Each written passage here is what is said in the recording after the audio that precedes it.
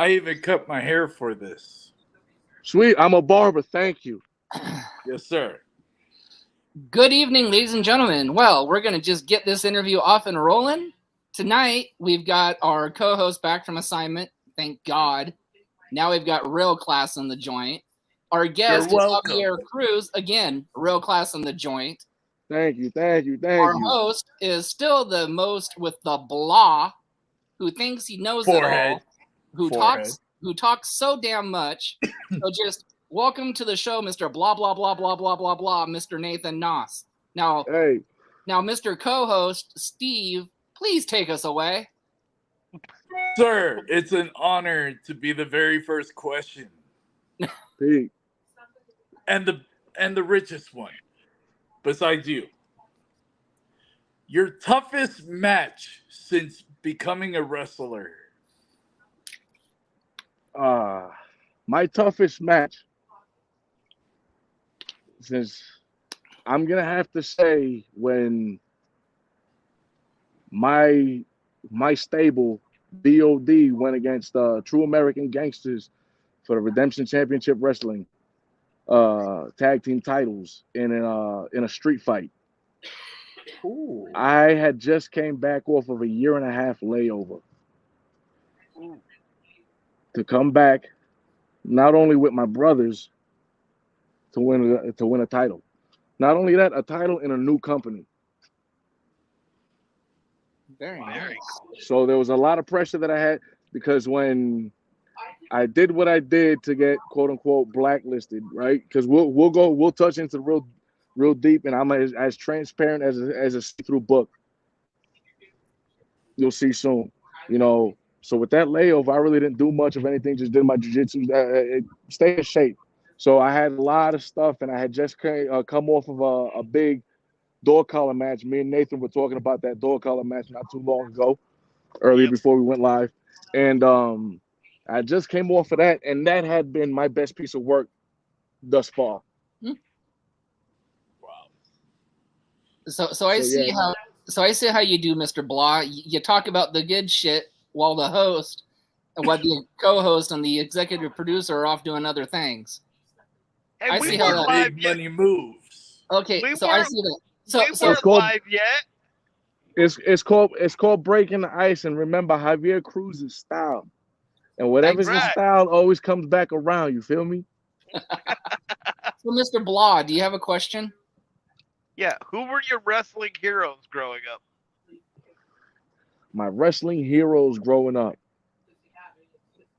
First and foremost, I'm gonna give this one to Eddie Guerrero.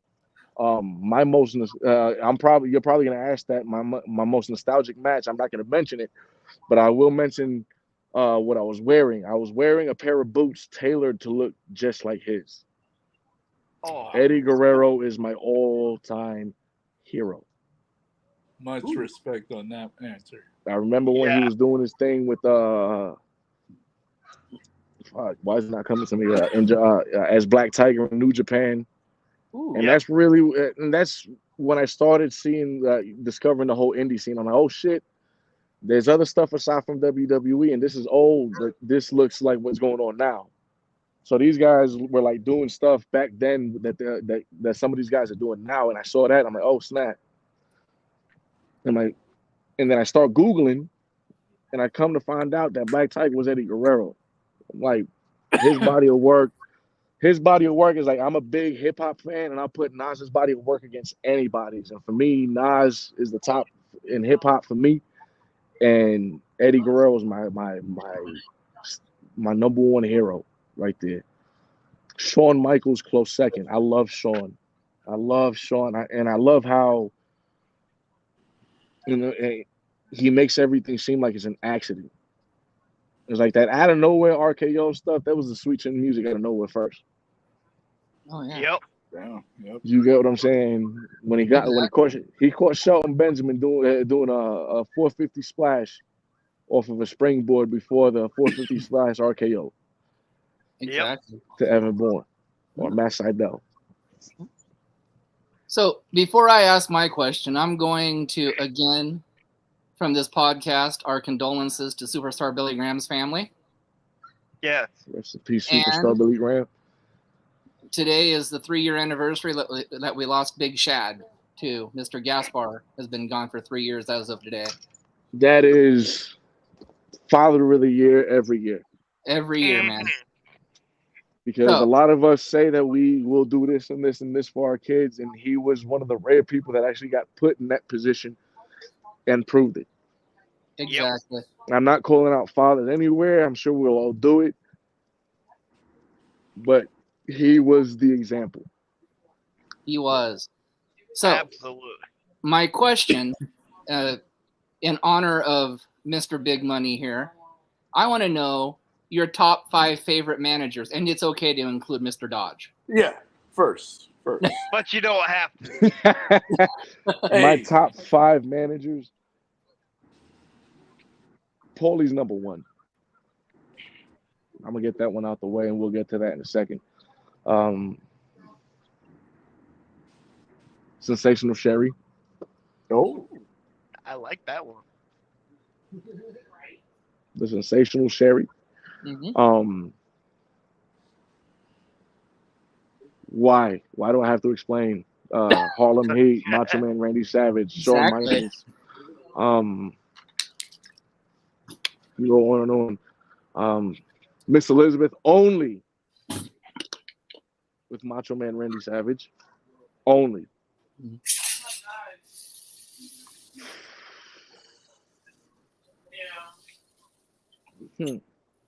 How does she think she's going to get out?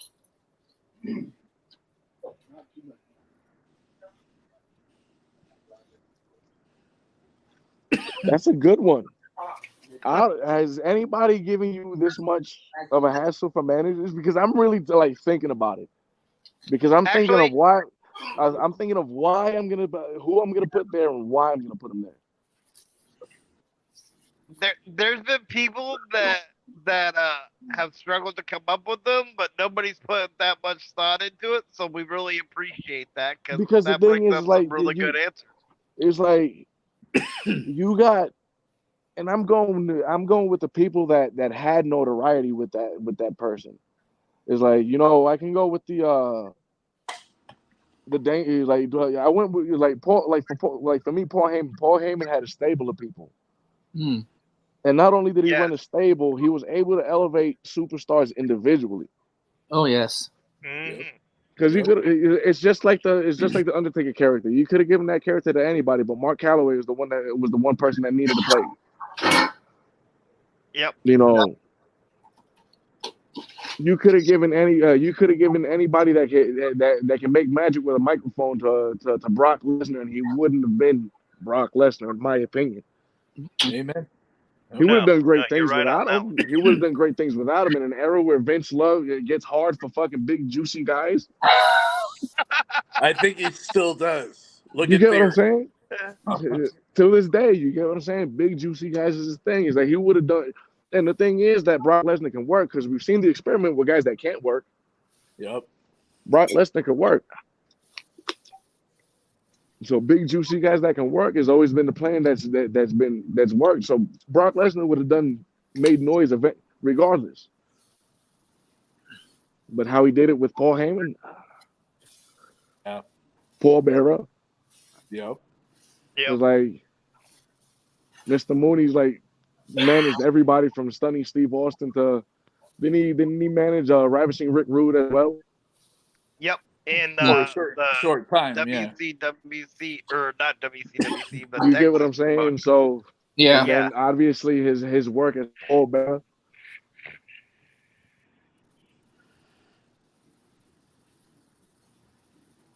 We'll put Dodge at number 2 just to stroke his ego. Oh, you're the best. This is the first. Yes. That's the first time I've actually suckered. That's the first time I've actually suckered a guest into saying Big Money. It's called money. So you're welcome, Big Money. There you go. Now, this is a business that you have to have at least a little bit of an ego. Yeah. Yep. It's like I posted it earlier today. It's like in this business has taught me the concept of the saying of take it with a grain of salt. Yep. You being a manager, you see the workers and you see what it is, and it's literally taken with a grain of salt. It really is. But you know, Or since take a chair shot. You get what I'm saying? It's like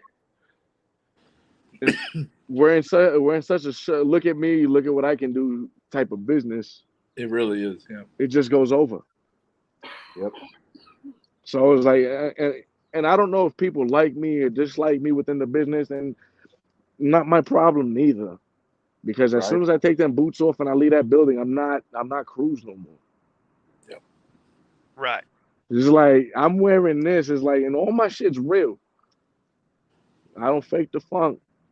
It's like I faked it for too long when I was a kid, and it's like I don't got a reason to fake the funk now. You know what I'm saying? It's like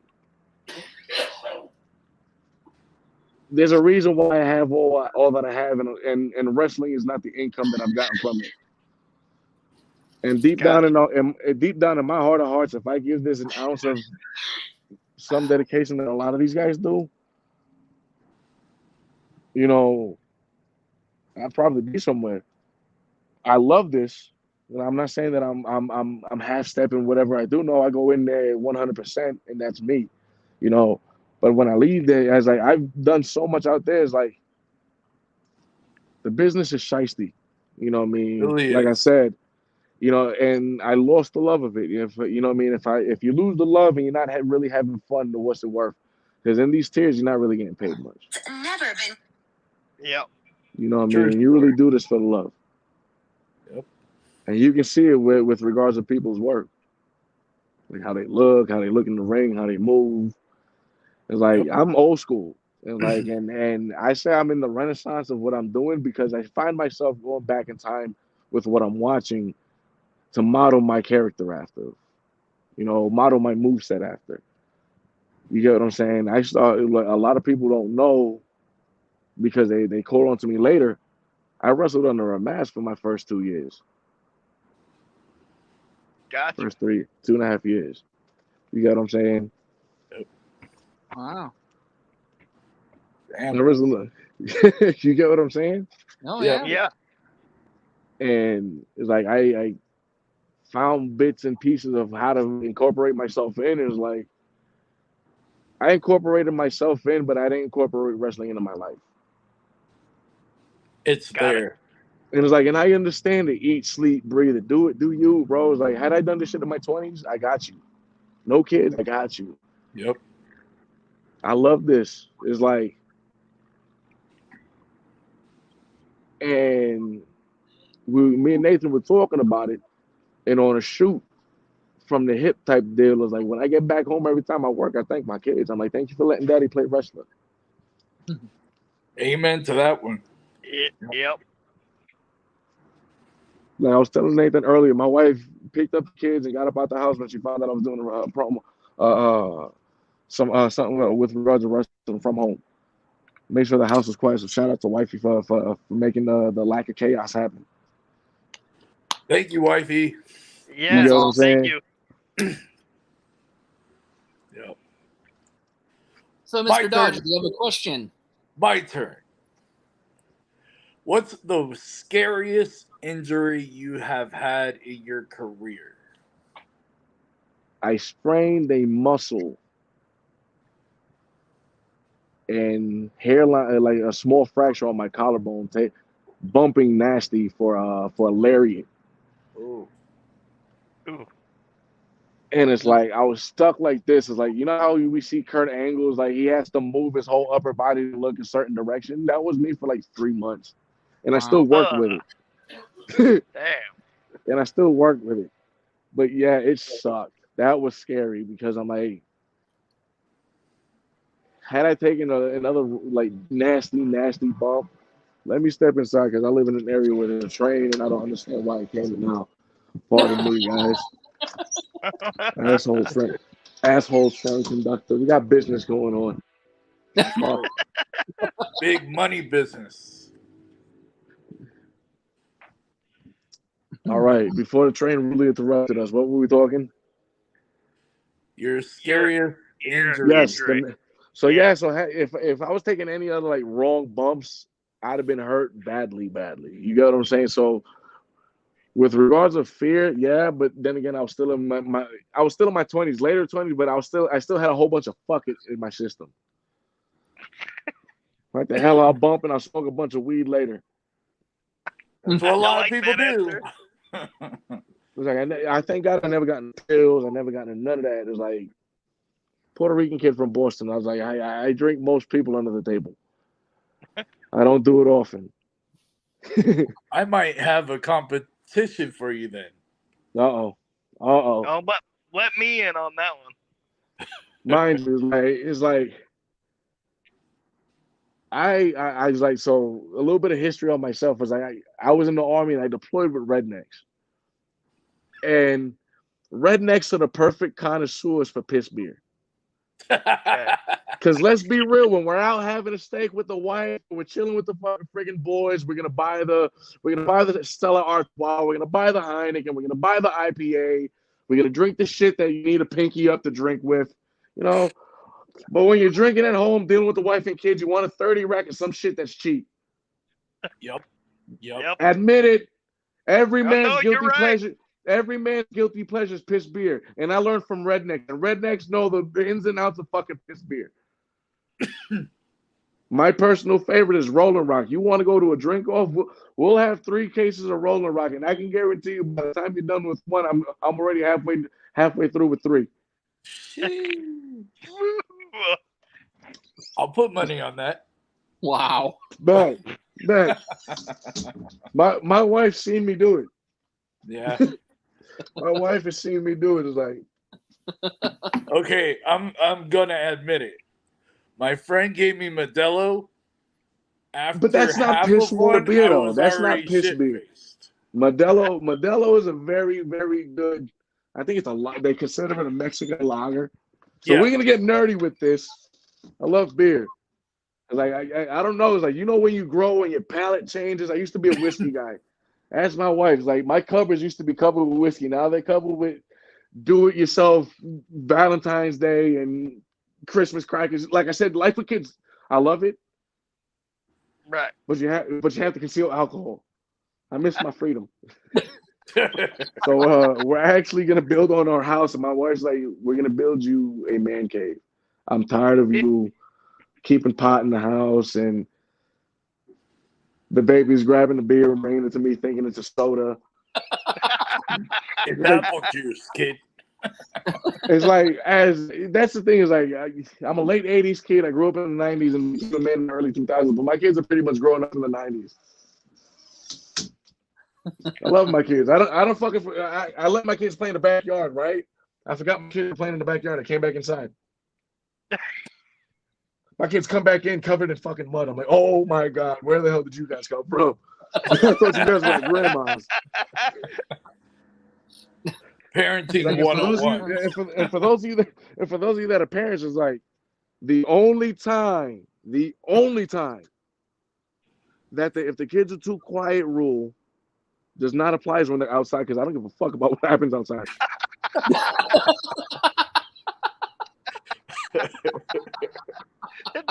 You leave the house? I got dogs that won't let my son's godfather in the house because they don't let people in my house. My dogs ain't gonna let nobody fucking fly in here. You got the setup right there. You get what I'm saying? My kids ain't going nowhere. And trust me, my kids, oh my God, I'm a fucking handful. My kids, oh my God. No. I be wanting to drop my kids the fuck off somewhere. It's like, I don't know. It's like they got in the car. Where's the parents? I love these kids. I love them. They're my babies. They're a handful. But yeah, it's like they came back all covered in mud. I'm like, oh my fucking God. I'm like, let's get you guys cleaned up before your mother gets home. Take off the clothes in the laundry room, in the mud room. Take it off all over there. Take it You're off. full of mud. Take it off in the mud room. Yeah. Oh my God. Woo, Awesome, okay. like, and see it, and it's shit like that is the reason why I can't give myself away completely. Yeah, I got you. It's like I got great wrestling stories, but I can guarantee you my kids' stories are fucking one up all my wrestling stories. Because wrestling stories, it. let's be real. Wrestling road stories are just frat boy stories. Yeah, they are. Let's be real. Y'all wanted me. This is me outside of the ring. So you're Hey, talking love about the wrestling. business.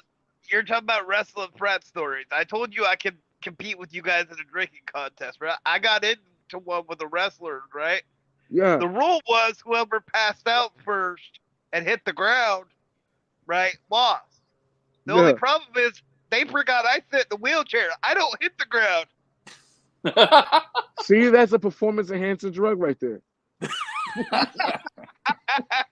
That's a performance enhancer right there. That's bullshit. It's like you're disqualified automatically. I'm working with what I got. That's like somebody that's 6'7" trying to play beer pong. You're gonna be elbows over the table every time. Sit the fuck down, Hakeem Olajuwon.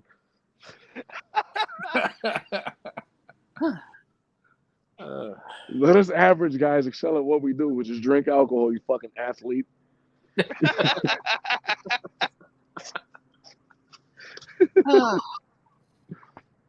Well, all right, what do we got, gentlemen? Nathan, you're up. My next question is, in that dog collar match that you and I talked about, the Bad Man's manager was another one of our guests that we had on here, Randy Rude. Yep. It seemed like you guys had like some kind of history when you kind of came after him in that match in the backyard there. Yes. Can you elaborate on that? So with regard, hold on. Like my mother, like my grandmother that don't speak too much English. Papi, this is a long story.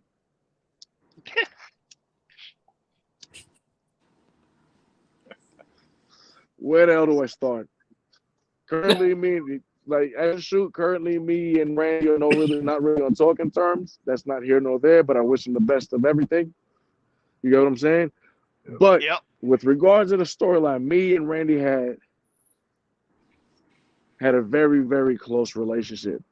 So me and Randy went back when I had a mask. He had a podcast similar to this, and I was his most featured guest. We became very close friends, to where a lot of our backstage stuff would kind of spill into the kayfabe world, and it mixed and matched. So therefore, the congratulations moment to when he acquired CSW. That's when he became the bad owner. Gotcha. And I wasn't changing who I was. So he starts the Ugly World Order. I nipped his first guy in the bud with Eric Angel. That was a great match. Look that one up. That was another great match that I had. When I won the 719 championship, I had, and these douchebags, because this is how the Ugly World Order worked back then, these assholes. They put me and my brother against me as my first title defense, thinking that we wasn't gonna do it. Me and my brother spent our whole lives beating the shit out of each other. They think we was for free. We was beating the shit out of each other for free. You put a title on. You think we wasn't gonna do that then? Let's do it. Right. Regardless, mommy was gonna have a title belt in the family. Best man won. We had our Ric Flair, Shawn Michaels. I love you. I'm sorry moment. Boom, and I won. Here comes Animal Sam. Love as far as the backstage stuff, Randy promised me that nothing was gonna happen. I get crossed, I lose my title. COVID happens. I'm itching and I want my rematch. I see that CSW we're all moving together, moving along, and they put me in. It's like, oh yeah. Randy reaches out. Oh yeah, bud. You're gonna get your rematch, but it's gonna be in a dog collar match. Right. I bet. So we have the match, and you see what happened. There was a lot of history behind this. So when I finally got him, I wanted to grab him. I thought I had him, but Sam got me, and I still this day, I want to get mine back. Because I'm 0 for 3 with Sam, and my career ain't over. 0 for 3 with Sam. So if Sam, you was on here the last time, I'm on here now. So the show just got interesting. So reach out to the powers that be, whether it be ORW or RCW. We already had a snafu in RCW, but now we've grown on to bigger and I wouldn't say better things, but bigger and more flourishing things right now. Let's talk with the powers that be in ORW and try our luck there, because I can guarantee you, kid, don't make me bring out the old Shaggy remark neither, because let's run it back again. That's my last shameless plug to that. Move on. Next question. Got you. Jesus friggin' Christ! I see where Big Money Dodge and Big Tone is like that. That was a slightly stupid question, brother man. I got you. That was a slightly stupid question. Way to go! You know exactly what buttons to push, Nathan. You know. I got the conversation though, didn't I? I? You got a PhD in fingernomics, huh? You know what buttons you're pushing. Yes, I do. Well, again, before I ask a question, Big Money Dodge is actually looking for clientele. I'm looking to expand. I think Mr. Cruz would be perfect big money material. I already knew it when I first saw his Instagram and started talking. And Mr. Big Money didn't really like Animal Sam either. So, I mean, you got a common bond in an enemy. Unlike Mr. Blah up there that has to ask the hard-hitting questions. Well, I'll say this. If I could probably put some paperwork to probably get Big Money Dodge out here to be the special guest referee. I could probably push something. I could probably push some buttons, because guess what, bro? I got 4 kids. My fingers work too, Nathan.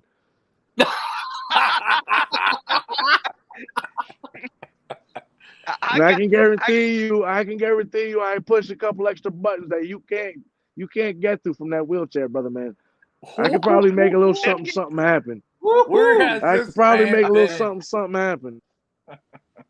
Well, as for managerial stuff right now, I'm in a tandem. Unless you're looking for a tag team.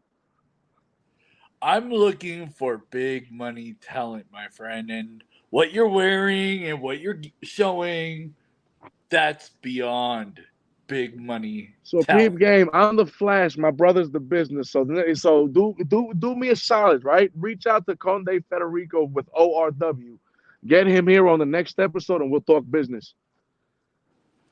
You heard those? You two. Get my brother here on the next episode. Conde, papi, métete aquí y hablamos de negocio.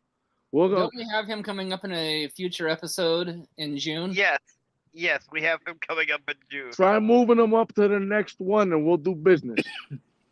Like I said, Nathan, how am I on your show and I'm finger tapping buttons that you can't even push?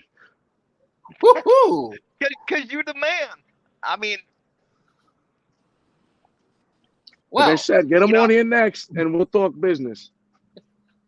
Well, with that, I think I'm just gonna give you an easy question, just because I'm scared of promoing. So I'm just gonna ask you. No, do your thing. Like I said to everybody, you'll find out real quick that I'm the master debater. Okay, well. Is this a family show? Because if it is, he's doing a damn good job. We're definitely doing a lot. We're definitely pushing the limits of PG-13. But I can guarantee you, I can talk Jesus out of a prophecy. Lord, I promise you, I can't. I promise you, Jesus, I'm a God-fearing man. I can't talk you out of none of that. I love you, Lord. Without him, I don't have. Without him, I don't have the gift of gab, so I can't out talk you out. Exactly. See. This is probably a first time ever. Cruz actually stuck his foot in his mouth and apologized. You should post that. Cruz put his foot in his mouth and quickly apologized within the same 24 hours. That is friggin' nuts. Woo. You Okay. guys are getting first, bro. So go ahead, shoot, Tony. What do we got? So, who is the better wrestler turned actor? Oh, me. Give me a chance. I love the answer. I love that by answer. the way, Tony, that was the first. I was just gonna say, hey Dodge, why don't you do the catchphrase? Yep. Me, give me a chance. I need to stand up. All right, Dodge, ask a question. After that, have you ever wrestled in Southern California, and would you? I would love to. I haven't gone out that far. I was actually out there 2 years ago for family vacation, and I had my gear. I reached out to a couple spots that were full.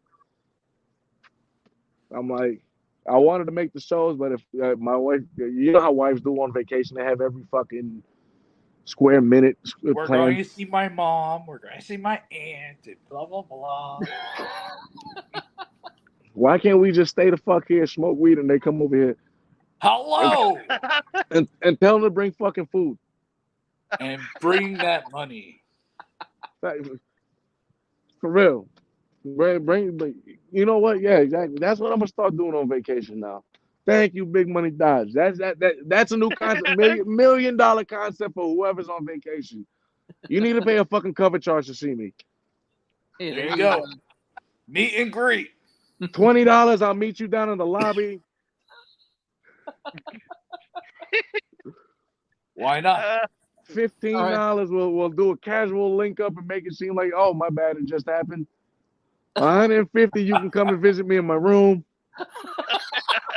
Businessman right here. I'm tired of this shit. I'm tired of that shit. I'm tired of fucking spending money.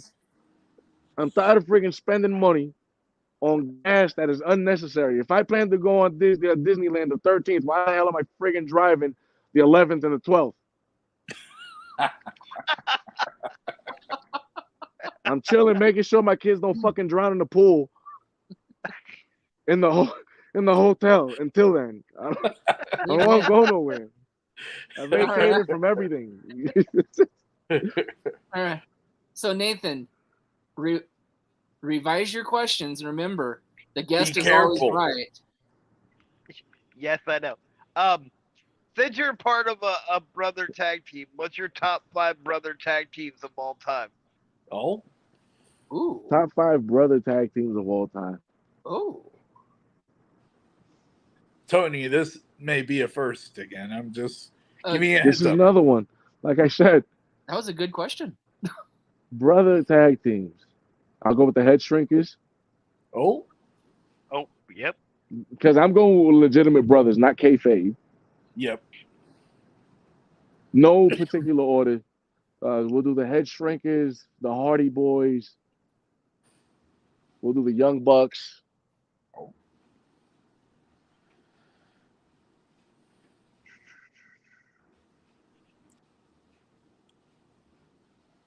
And the Steiners. Honorable mention the Usos. Can I say it, Tony? Can I? That was a first. That's a damn good list. Right? Very good list. Go ahead, Tony. Such a good list that I can't follow that. But okay, so let's just go. Did we skip you? Well, give me something, Tony. Let's just Give me go. something.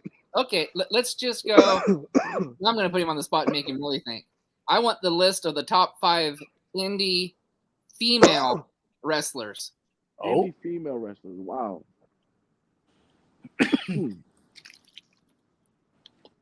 Indie female. Wow. Just because she's a Colorado native and I've had to work with her, I've had the privilege to share a locker room with her on the indies here in Colorado. At number 1, just for shits and giggles, and I don't care, this is my biased opinion, Abaddon from AEW. Wow. Yep. That's a good pick. Shout out Abaddon.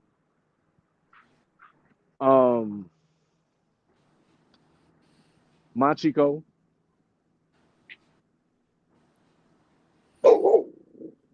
I rock with her. Are we considering AEW a major promotion? Yeah, I guess. Even though she's blacklisted, I gotta give it to somebody from the island, Evilise. Yep. So that's what? That's 4? Yep, that's 4. Yeah. Yes, sir.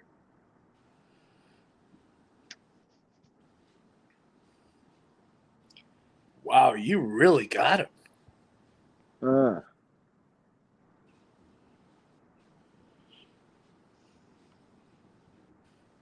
And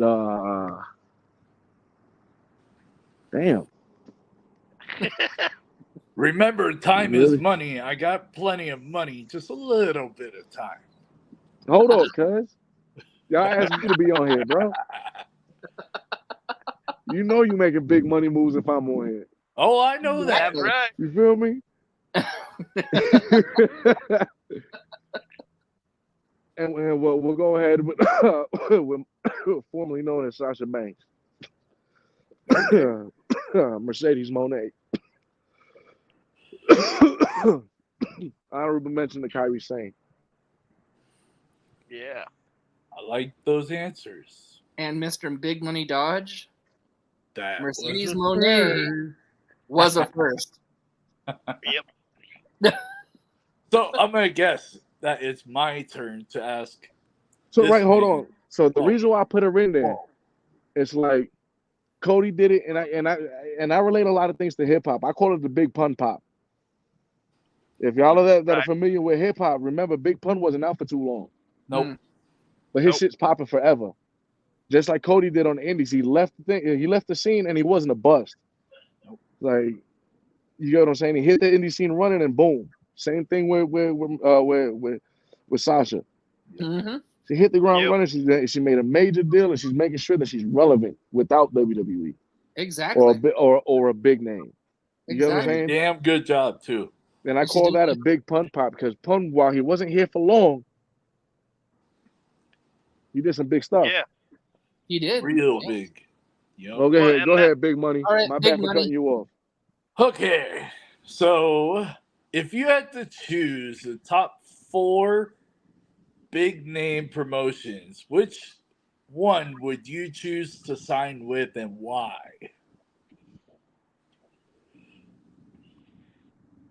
New Japan, easy. Oh, sorry. New Japan, easy. I think the way I've done things and the way I do things, I'm really not reinventing the wheel with the way my persona is going and the way I work. You get what I'm saying? I believe my persona out there would jump out if I gave it a little bit more oomph. You get what I'm saying? And I hear 2, anybody that knows me, I'm a big retro gaming nerd and a big anime fan, a big Pokemon freaking nerd. Genesis is the #1 retro. Just say. So we're gonna have to go offline and talk about all the retro stuff. We'll have to get, I or guess you have to school we'll me. talk some more business and have me on for another episode and just talk about retro games and stuff like that. There we go. We'll make it There we go. happen. But yeah, so like, bro, it's like I've always wanted to go to that Dragon Ball spot in the Pokemon Center over there in Japan.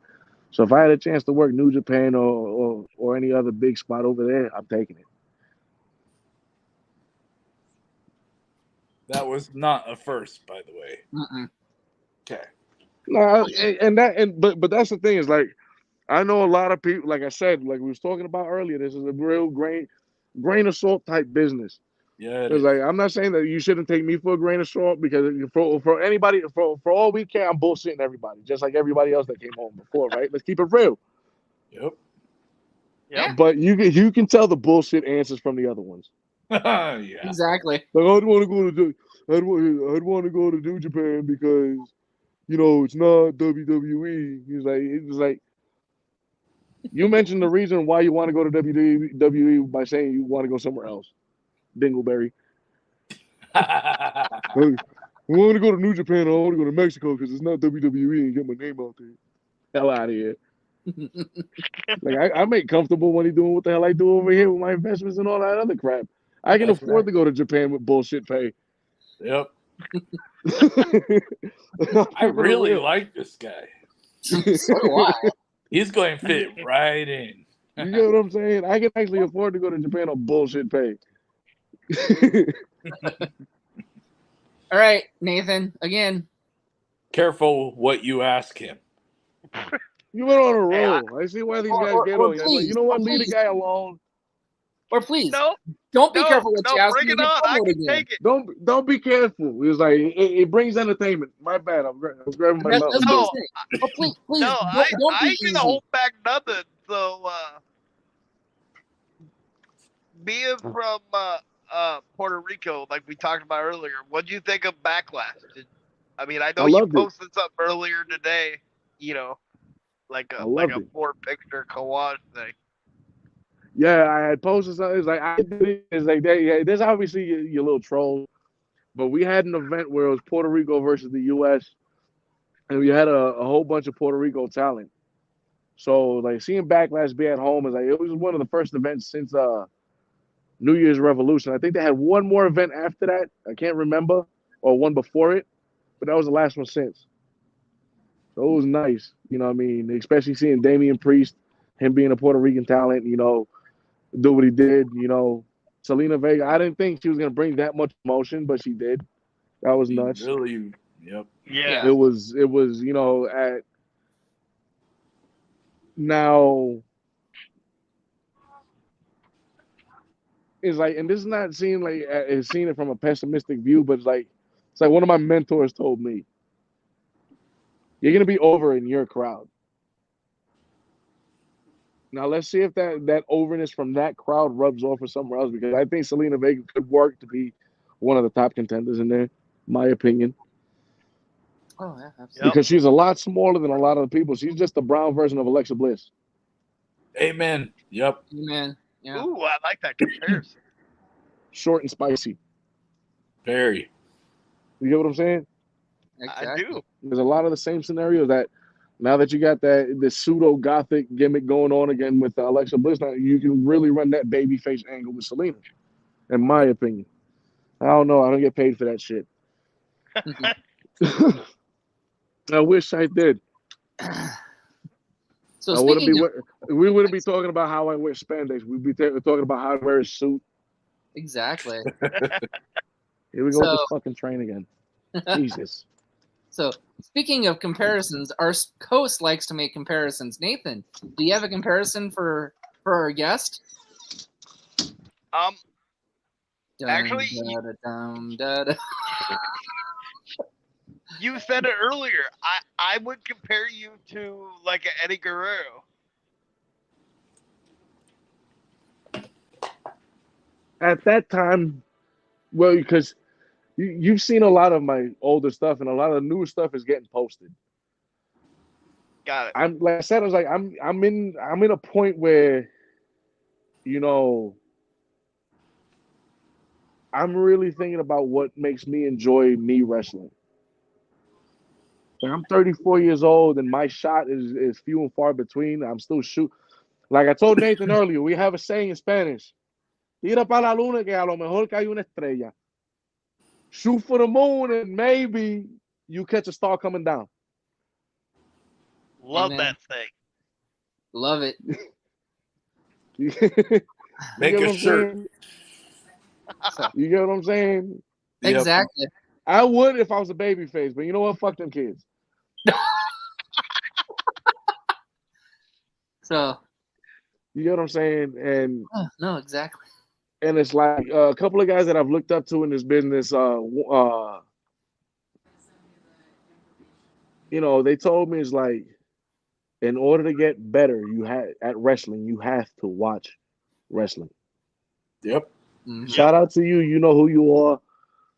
You know, but if you want to get your gimmick work better, you have to watch wrestling every day, every time you can. You get what I'm saying? It's like, and I told Nathan off screens before we went live, and I told him for the past 3 years I've been promising my wife I'm going to retire. That's what I've been telling mine, but guess what? Money. Bro, it's like, and like I was telling, like I've been saying for the while now, it's like I'm finding myself going more toward the '80s, hence the mustache Yep. and the 5 o'clock shadow.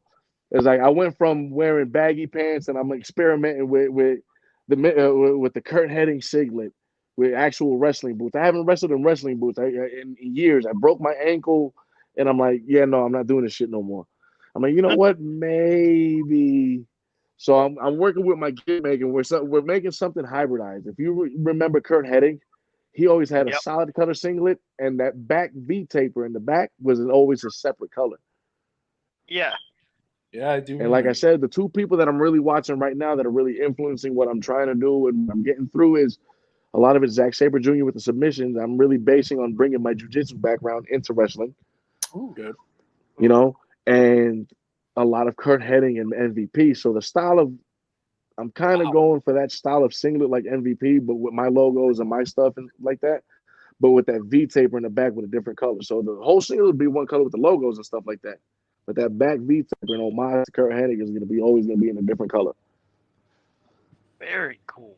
Hey, Very Tony, So, that was a first. Yes, it was.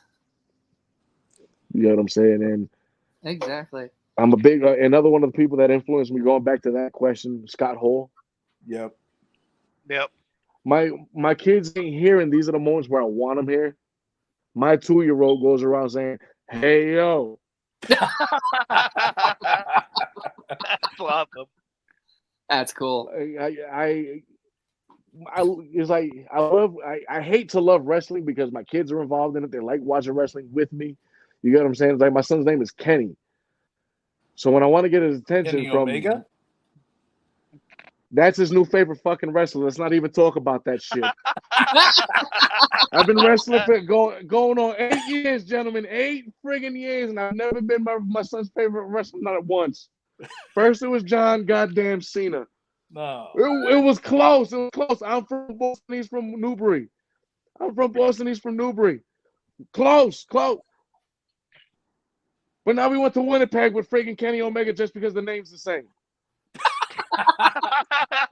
And now, right? That's the first thing that popped in my head when you said his name. I was like, oh. And now, and now, as of late, for some reason, Mr. Anderson is my son's favorite wrestler because to get my son's attention now, from my favorite corner of my couch in the living room to his bedroom all the way back there, I'll scream at the top of my lungs and piss my wife and my daughter off, Mr.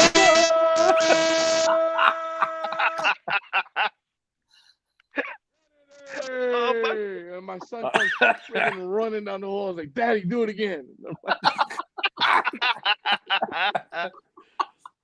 Wow. Priceless right there. That's Shout out to Anderson because that one was pretty spot on. Wow. Yeah. Pisses my wife off, pisses my neighbors off. Everything okay? Everything okay? It's like, who's Kennedy? He's like, is that your son? He's like, no, my son's name is Kenny, but I call him Kennedy just because it was a wrestling. You don't get it. You're a schmuck. Keep walking. It's like, Love it. Yes. I had one person walk by and say, oh my God, it sounded like the ending to a Frank Sinatra song. I'm like, thank you. Thank you. I'll take it. It's like, All right, Big Money. What was the biggest name you've fought in your career? Who was the biggest name? Besides Kenny Anderson, your son. no, like big for me is not what you've done in a whole. It's like big for is like I know probably like you've heard it is like something that like stuck with me is when like Dwayne Johnson said it's great. It's nice to be great, but it's greater to be nice. Yep. You know, it's like I wrestle guys that are considered like would be quote unquote local legends, like Justin Big Guns Andrews. Shout out to you, big bro. Eric Angel. He was the guy that I that put me over for my first title. You get what I'm saying? He didn't have to. He's had years in the business. I was just a shithead newbie, with 3 years in the game, with snot-nosed kid, with Similac behind my ears, and he still put me over. You get what I'm saying? Right. And it was like those it was like I didn't wrestle no Kalisto and none of that. Those guys are big to me because it's like at the end of the day, it's like these are the guys that we look up to coming up in the smaller game. Exactly. Yep. So I've had the honor and privilege to wrestle the I Am the Providers. I've had the honor and privilege to wrestle the Animal Sands multiple times. That's my flex. I've wrestled Big Guns Justin Andrews multiple times. I've wrestled, Eric Angel multiple times. I've worked with the big guys here, and they were big enough to work with me. Because at the end of the day, these guys have every right and privilege to say, nah, fuck that kid. Yep. But they were big enough whether they put me over or by winning or they put me over in another way. Because shout out to Guns. He's always able and made me to look better than what I've ever thought I could be. And in this league, that's what it's about. Yep. How we can all grow. Yep. What I don't like about the wrestling business, and like I said, that's why over retirement's always in thought. If I love this as much as the younger kids do, retirement wouldn't even be a thought. It's such a crab in the barrel mentality in the business. Like, and I'm not shooting but because there's bad shit everywhere. It's like it's just what you're gonna deal with. If I got enough shit that I'm dealing with, why am I gonna deal with this on a full-time basis? Yep. I'll do this once or twice a month, and I do this to the best of my abilities, and I make sure I'm fresh. Yep. Yeah. Because guess what? As soon as these young kids get hooked on the big stuff, what's the first thing they go see? A cheap indie show. Yeah. And guess what? Before they meet any of these fucking assholes up in the big leagues that may not like it and get paid to do it, and that's the only reason why they do it with me for free first. And I enjoy the shit out of it. Yep. All right, Mr. Nate. So if you could that's my one babyface remark for the rest of the fucking interview, guys. Got you. I hope you recorded that because that's never going to happen again. If you could book one match as a promoter from any era, what would it be and why? Promoter from any era? No, just you can book one match. Is this any era. Just one match or a whole card? Either one. If you want to go through a whole card, you can. We'll do the whole card, but we'll keep it limited to 5. A lot of these dudes. So I've always thought of a big opener and a big finish. Not to slack in the middle, but big open, big finish. It's like we'll begin with what you expect. So like, and this is like for like the wrestling nerds out there. We'll go Bryan Danielson versus Ricky the Dragon Steamboat. Oh, wow.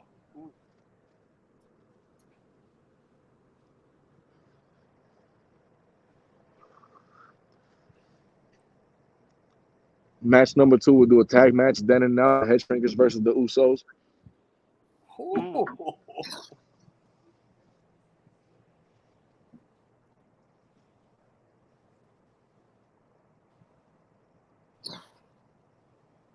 Match 3, we'll do an Amazon street fight. Chyna, Beth Phoenix, and Rhea Ripley. Ooh. You sure that's not the main?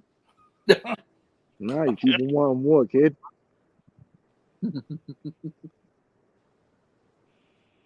And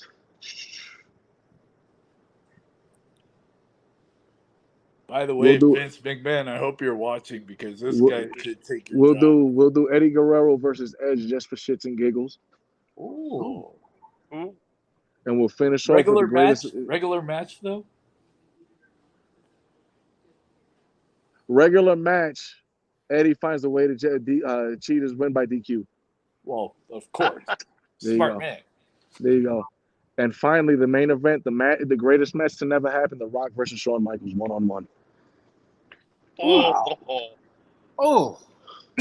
Pay me. Pay me. Yeah, I'm telling you, somebody better pay you for that one. Pay me. Vince McMahon, hire Pay me. Yeah, somebody better pay you for that one. Oh yes, so much. And Tony. Go ahead. That was a first. Yep. Pay me. Somebody better pay you for that one. Wow. Now I'm gonna dream about this card that you just said. Yeah, no kidding. Man. Whew. Got me going. See what I'm saying? And that's for everybody that said that Cruz doesn't know wrestling. Eat a dick. Eat a dick. Hey, you know book wrestling, one better. Man. Yeah, exactly. All arrogance aside, book one better. Oh, no, no. Like, because it's like, don't get me wrong. It's like when you're booking dream matches like that, it's like it's an endless story. Yep. I could have booked Eddie and AJ Styles just for shits and giggles. Mm-hmm. Banger. So I could have booked Kevin Owens and Sami Zayn in the Last Man Standing match. Banger. Oh. CM Punk versus Bryan Danielson. Banger. Yep. Oh yes. Man. Why haven't you booked anybody yet? Come on. Have your show. I'm in.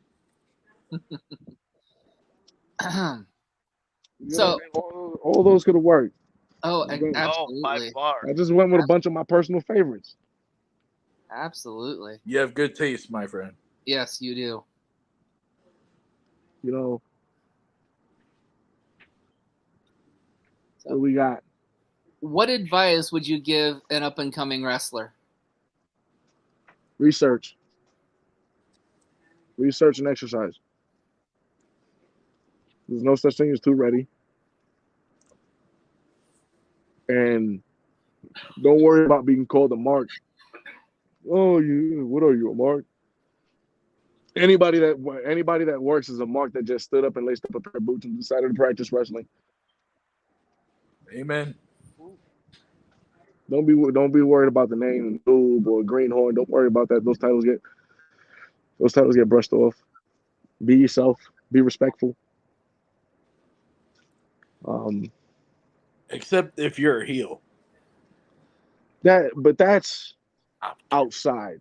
Yes. Yeah. That's outside. Yeah. You'll learn that with the reps. But the thing is, it's etiquette. You know, be respectful. Yep. Always ask for advice. Be a sponge. Like, and these are things that they go off easy and they sound nice, but they're so much harder to do, especially when you have an ego already. True story. Yep. I can't. There's nothing worse than somebody that's unteachable. And I can guarantee you something. Everybody that I've ever beefed with outside of the ring, they can tell you that I've learned. I have no doubt about that. You know what I'm saying? Always be a student. Always learn. Yep. Like, I'm 34 years old. Like I said, I've retired 3 times since. Like, I think I'm always going to be involved in the business in some shape, way, form, or fashion. Well, we just proved. You just proved you got a future in booking, man. I'm telling you that. Based on Anybody that wants to give me a chance.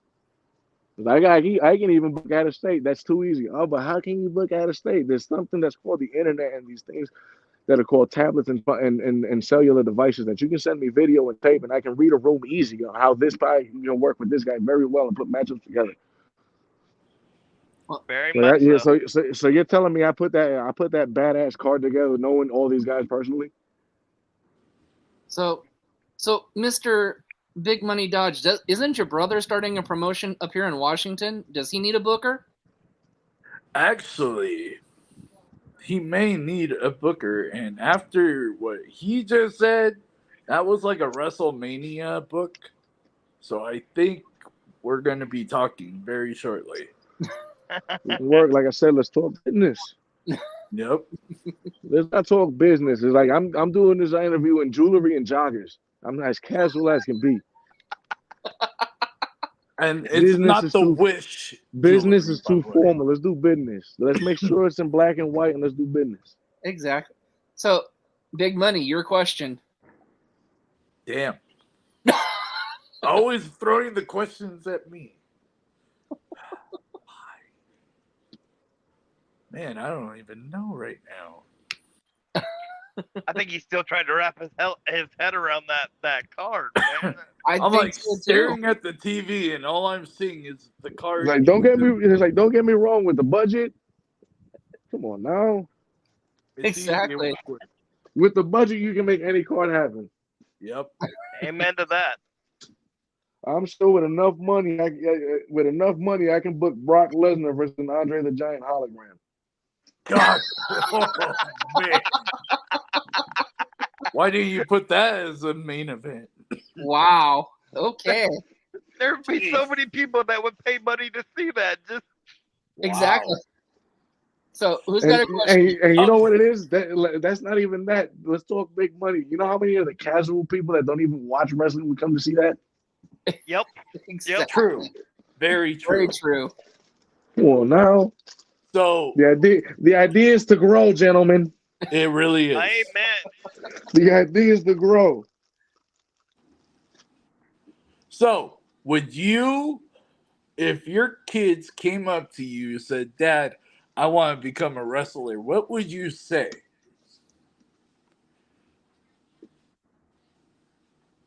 No.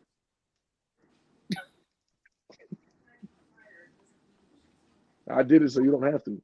No. But knowing my kids, any one of my kids, they'll probably still do it behind my back and win me over. My answer is no. Right. Good answer. That is My a good wrestling answer. mark parent in me? Fuck yeah. Yeah. Like my actual parent? Fuck no. No. I don't want you. Yeah. No, absolutely not. Yeah. But Dad, I saw you do it. The Why inner can't me that I? saw this shit happening anyway, let's get it over with. Let's get it over with. Me, no, I don't want them to. Like I don't see a need. Like I said, right now they do it all, and it's all with me. They really don't go on. My daughter does. From time to time. She'll ask about wrestlers, and then my son does. But he's like, "Daddy, can I get a new John Cena for you?" Oh man, it's my ass. Like his version of John Cena beat the hell out of everybody. You got Dragon Ball Z characters. You know how many times John Cena done ran the fade on Goku? That shit hurts my pride, bro. I'm like, I can't see this shit happen. I'm like, I gotta say something. I want to. My wife's like, baby, just a kid. I'm like, nah, fuck that. Yeah. He's gotta know that the dude with the spiky hair is dusting John Cena every day of the week. Oh, but you can't see it. Bullshit. Goku can see with Ultra Instinct, Goku can see a gnat taking a piss on some cotton in Africa. We gotta put a stop to this.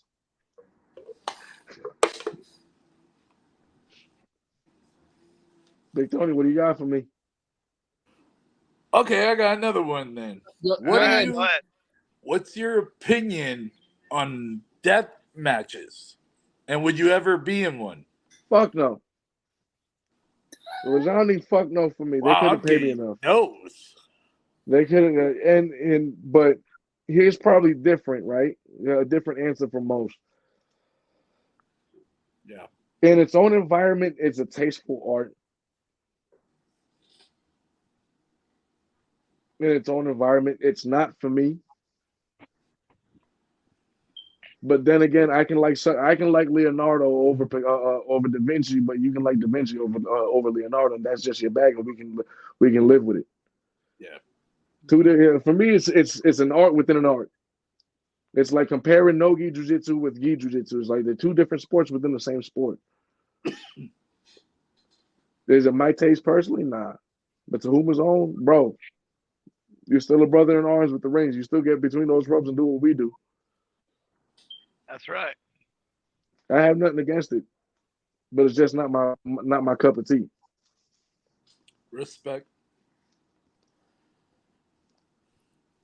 Very much. Like, I don't watch the stuff because like personally, like bro, it's like these guys. Like I said, it's an art all in its own, and there's a certain level of tolerance that requires because that shit gets gory. Yeah, it does. You get what I'm saying? It's like you have to have a certain tolerance for that, and I can't. That's you not really do.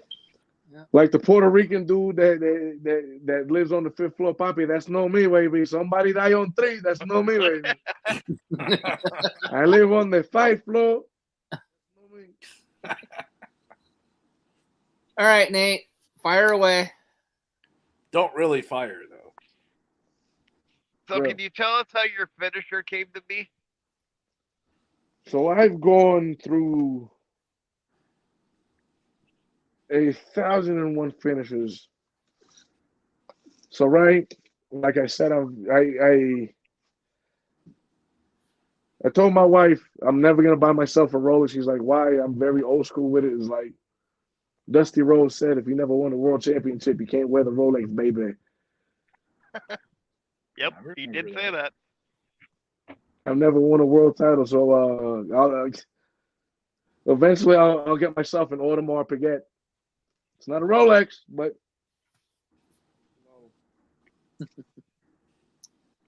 very true. All right. Circle back to that. What was it? What was that? What was that question again, Nate? Because I went over the whole Dusty ring. No, you're good. Can you tell us how your finisher came to be? So I've gone on a tangent on looking for different stuff that I can do to everybody, stuff that I can do at a moment's notice, and it's like, and I realized that's not like with the way that I'm working now. Something all of a sudden is not my style. It was like something is more methodical because right now, it's like I said, it's like I'm Javier Cruz, La Maravilla. La Maravilla translates from Spanish to English as the marvel. Marvel is something that you come to see. You paid to see me. You get what I'm saying? Mm-hmm. So, and it's like, and I had to realize, like, if you paid to see me, you paid to see my finish. It's like, you need to give you something that paid for it. Like I said, I went through everything. It's like I did the frog splash and homage to Eddie. I'm a big Macho Man Randy Savage. I did the elbow drop and still bring it out from time to time. Went through the calf slicer, but I finally came to something, and with my character being based off of jewelry and that stereotypical loudmouth Puerto Rican, it's like anybody knows that if you don't have a real Cuban link unless you got a box lock. A box lock's extra security on that chain to keep that big fat chunky joint on your neck at all times, right? That's what I call it, the box lock. So it's a double arm DDT to a sit up guillotine. Ooh. So with a box lock, you got 2 locks in one.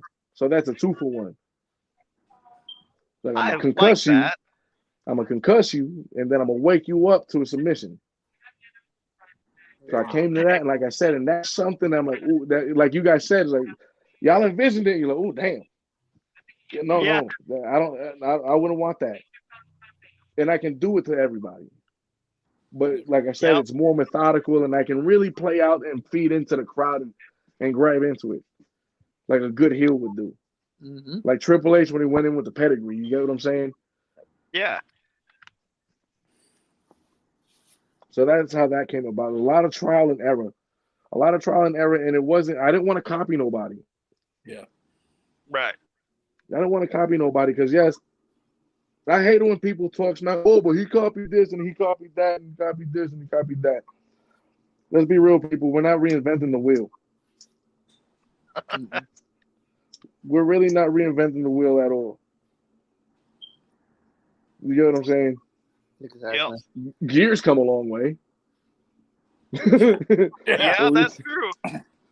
And entrance stuff has come a long way, but the actual art form of wrestling and stuff like that, yeah, there's new moves being invented by flippy floppy high flyer guys that I am also entertained to watch.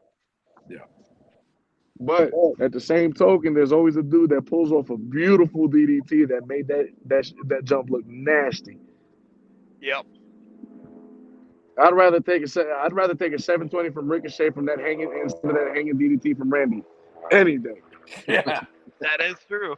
That's true. And I went with that. It's like back then, it's like it was devastating. Granted, with Hogan dropping the leg, brother, that shit was lame. Yeah. Yeah.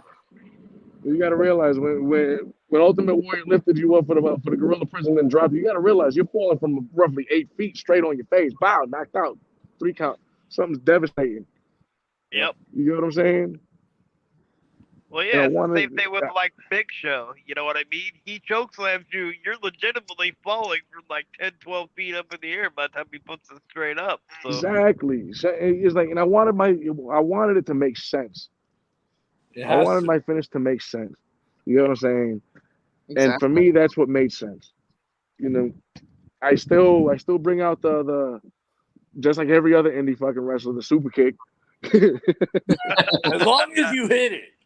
Like exactly, yeah. I try to make sure I make some sort of contact without killing somebody. But I do bring my elbow drop from time to time. If it's a big occasion, I'll do the frog splash. But that's all when the moment calls for it. Like, and that's something that I learned more when I'm coming to age because, bro, it's like you have to realize we don't age the same after we get to we don't heal the same after we hit a certain age. Yep. I'm not diving outside of the ring, bro. It was like fuck that. It's got to be a big event or something. Mm-hmm. But other than that, I'm not doing it. That it's stupid. It's pretty much stupid. Put them together, pretty stupid. I'm not doing it. You gotta pay me a lot more. Just a little bit, you know what I mean? A little bit goes a long way. It really does. A little bit goes a long way. You know what I'm saying? That's the thing. Yep. So and here's the caveat, right? I've been said I'm difficult to work with, but I've always kept my partner in mind when it comes to my finish.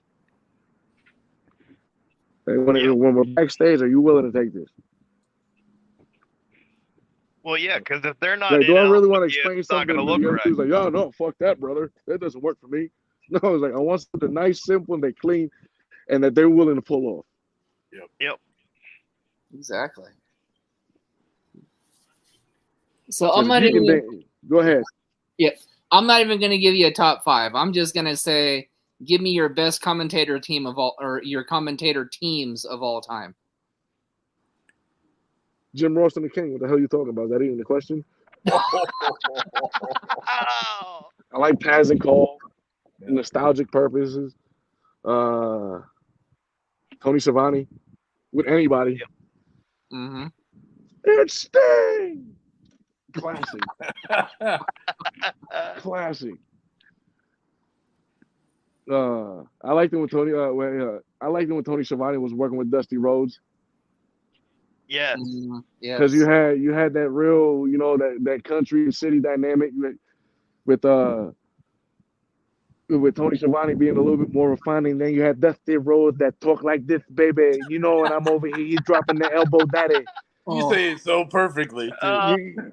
And that's another one. Like that goes without saying. I love Dusty. He's like I'm an advocate for depression and anxiety, bro. And there's some days, and I told my wife I had to talk to myself like Dusty. Okay, I'm not gonna lie. You're a person. What you just did gave me chills. Like. Mm-hmm. Wow. And I do, like I said, like everything reverts back to my kids. Like I'm an asshole to everybody, but I'm a chum with my kids. I'm an asshole to my kids too because I expect a lot from them. But it's like I'm still a sweetheart. It's like, yeah. And I've had the Dusty talk with my son. And I tell everybody I hate people so much that I had to make my own best friend. And my oldest son's my best friend. I tell him, yeah, and I talked to him. Like he had a bad day. I'm like, hey, listen, daddy, you are a bad mother. Shut your mouth. Like the reason why these people can't talk with you, they don't want to talk with you, they can't handle you, baby. You have it, baby. And he starts cracking up, bro. He's like, Daddy, why you talk like that? Because it makes me feel good, dude, when I talk to myself like that. Like That is that's brilliant. something like you hear all these stories about Dusty Rhodes. And Dusty Rhodes had the ability to make everybody smile. That's He what doesn't did. change about any one of them. Mm-hmm. Because like Johnny Crash told me a story. I was like, shout out to Johnny Crash, is another talent that you should consider to have on the show. Is a good buddy of mine. And every time we see each other backstage, because yeah, he told me the story that he somebody or himself shared a catering line, but had the privilege of sharing a catering line with Dusty Rhodes. Oh, And Dusty saw some ribs. Big country boy sees some ribs, and all he hears in the background is, "Let me get some of them ribs, baby." And that is how we greet each other until this day. Like I cried yes. when we found out Dusty passed. I'm like, damn, Mm-hmm. Yeah. that one hit. That one hurt. Yeah. Yes, That it one did. hurt. Yes, it did. Because come on now, it's like what you find anything that is more uplifting or something that's gonna like you ever been down and out and then listen to the hard times promo. Like, nah, Ric Flair, you do Yep. not know what hard times are, baby. I'll let you know what hard times are, daddy. Come on, bro. That'll Yeah. raise a fire in anybody's ass. Mm-hmm. Mhm. Amen. Yes, and Johnny Crash is somebody that I'd love to get on this podcast. I've been trying. Yeah. Definitely. You got to get him on here. Tell him Cruz to start talking to people. All right. We'll tell him that. We'll tell him that. So, Big Money, you're up. It's always me. What do you think about the politics in the Indies? High school. Thank you. Ooh. Finally. It's high school. And this is the reason why I'm not with the quote unquote community. I encourage it. That's cool. But I got another agenda. I'm sorry. I'm not. If it's anybody's ego, then I'm strong as my own. At 34 years old, 4 kids, I've bought multiple houses. I've made myself without the business of wrestling. I've done very much so fine without the business of wrestling. I love it, but if it's unnecessary BS that I'm dealing with, I'm gonna remove myself. Hate it or love it. Yep. They do. Sounds like a you problem. Yep. Yep. I'm over here screaming Mr. Kennedy with my best friend and talking shit. Right? Exactly. Can't get any better than that. It's like I can grasp a crowd doing anything else. I do stand up comedy. Like I said, like, I've sent out tape and video of doing monologues. Like when he said, like, who's the best wrestler turned actor? I said, give me a chance. Yep. Give me a chance. Exactly. All right, Mr. Nathan. So, since you have that natural charisma, have you ever thought about managing? I have maybe later on down the road when I don't want to physically do it no more. I can see myself, like I said, in a MVP, like Hurt Locker situation, getting a nice Yep. set of a stable of guys and getting them over or helping them get over. Not to brag, but we got. Never mind. Hey, go ahead, brag on. Brag Not on. to Remember, brag, but I got the most top talent in Southern California right now. Bet. Because I was like, let me get this one off my chest since you're the big money guys. Like go ahead and brag because remember you're the one that bring hundreds to a thousands fight. Go ahead, say it. Hey, you know you wanna. Yeah, I agree. Say it. No. Okay. You better say the catchphrase because if you don't, I will. Go ahead. I'll let the forehead say it. Go ahead. Ladies and gentlemen, that's the first.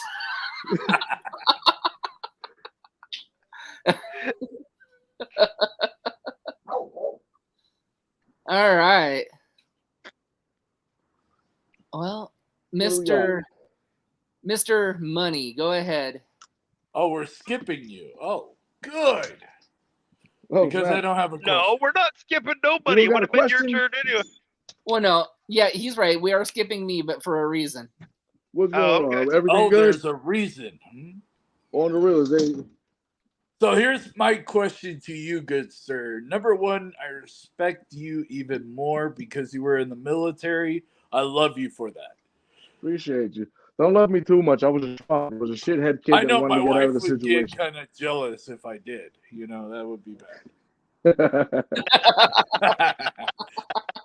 No, but seriously, I would love to add you to Big Money Exchange and bring you to Southern California in our group. Of course, if we like I said, at the moment I work as a tandem. I stay true to my fam. I'm loyal. Like I said, let's get Big Bro on the next. Let's get Big Bro on the show. Let's work some business. I'm always down. Like I said, it's all about growth, baby. Tony, you heard that, right? As soon as he's on the show, you can talk business, and then they can hook up, and you can have Big Money talent. We'll sign contracts. Got it. But that was my question, by the way. That works. Like I said, brother.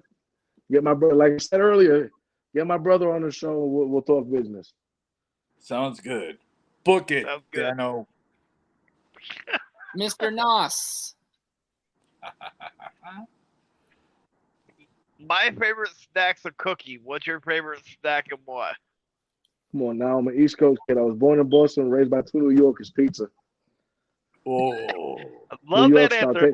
New York style. Get that deep dish. Get out of here. That bar style is acceptable, but that deep dish, nah. Keep that shit for the birds. Wow, very cool. True story. That works. Wow. Well, I guess it's my turn. Oh, God. Oh, God. The resurgence. Been MIA for a little bit. Well, normally this is the time of the night where we normally start saying, well, that's a wrap, but we're going to do it maybe one more. Yep. So, make it Big Money. Yeah, I got a little bit of extra time as well. My wife just shot me a text message. These kids got a backstage brawl about who wants to stay over grandma's house. Ooh, that's a pay-per-view. Right so while those three fight it out to the death, go ahead and shoot. Well, let's see here. What's the best promotion you've worked for so far? That was a good question. Wow. I know it's not CSW. So.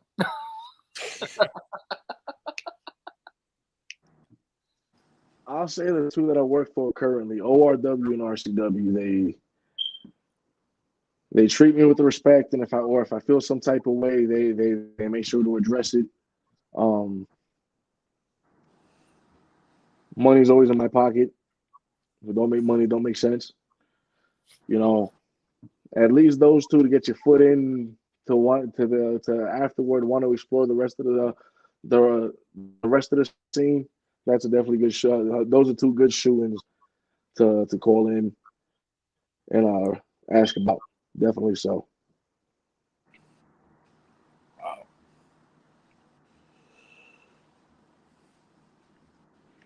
So, what's your top 5 toughest opponents in your career? Top 5 toughest. He has none. He demolished them like nothing. Hey, that could be an answer. I'm not gonna put myself over like that, but definitely, whether it's a tag team form or in singles fashion, anytime my name is across from big guns, I know I'm in for it. Animal Sam is another one, and off script, you know, off the cuffs, like me and him are good homies, so we have a good extension. So if it's me and Animal Sam coming to your town, we're probably gonna get away with some good stuff.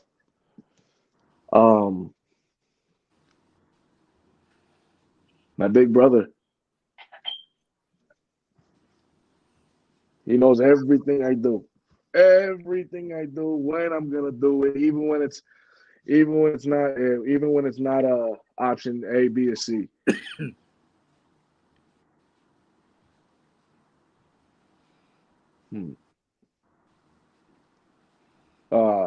Early in my career, I had my tussle with Gabriel Alexander down.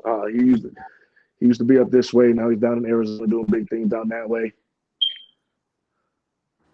Yep. And shout out as a tag team. Shout out to the New Guard. Shout out to the New Guard and shout out to Team Posse Violencia. Those are two teams that took BOD to the limit every time we went in. So yeah. So you got my 5 singles and you got 2 honorable mentions in the hardest tag team. Very awesome. You got more than what you expected. I did.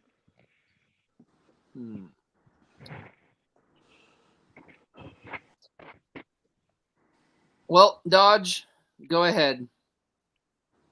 What? Ask a question. I'm already about to sign the biggest talent that you guys have ever had in this podcast. So I'm like just enjoying it. Well, you're welcome. And just for the record, he's tried to sign every person we've had on this podcast since he's been especially Brittany Brooks. Just saying. That is true. That's who I really want. It's in negotiation. So it's in negotiation. Exactly. It's not a full-on relationship, but it's you can definitely switch your Facebook status to it's complicated. You feel me? I got it. I don't know how the wife will feel if I change our relationship. That would be a long explanation. Why did you change it? Well, Javier Cruz taught me. Told me. Business. Don't take it personal. It's business. No, but I am questioned out. Thank you for everything. I respect you. No problem. Thanks for having me on the wheel. Shout outs to you guys. Yep. It was just fun. It was awesome. You guys made it real fun. You got phenomenal questions, great dialogue throughout. I like it when they're like this. It's not always about wrestling. It's like, yeah, it's wrestling based, but it's real life. If you're not trying to dig deep, if you're not trying to dig past the surface level, what are you really getting out of it? Exactly. So, with that being said, we thank you for being on the show. Big Money. Yep. Thanks for having me. We appreciate the loan for this podcast. It gives me enough honor to say this, Nathan. Since Big Money has paid our bills again for us and given me an endless supply of flea dip, dude, it's time for your damn flea dip. And, dude, please call the Vancouver Clinic. They keep calling me and telling me you cancel your appointment. Please help control the pet population. Have your host spaded or neutered. Good night, everybody. Good night. Night.